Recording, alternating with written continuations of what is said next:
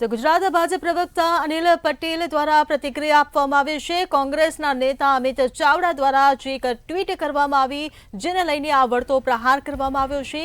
અનિલ પટેલે આ પ્રતિક્રિયા આપી છે। કોંગ્રેસના અમિત ચાવડાની ટ્વીટ સામે ભાજપ પ્રવક્તાએ પ્રતિક્રિયા આપી છે। કોંગ્રેસની રાજનીતિ એક્સ સુધી સીમિત રહી ગઈ હોવાનું અનિલ પટેલે જણાવ્યું છે।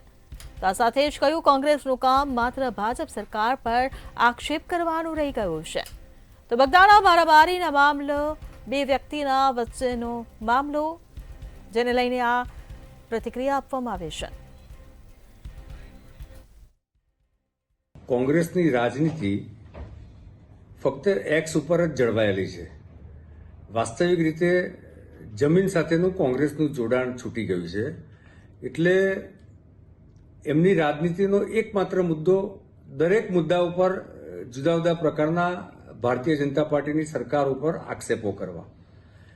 એમના ટ્વીટના સંદર્ભમાં મેં બગદાણાના જે ઇસ્યુ છે એ મેં વિગતો મેળવી છે અને ખરેખર તો કોઈ બે વ્યક્તિ વચ્ચેનો આ ઘટના છે।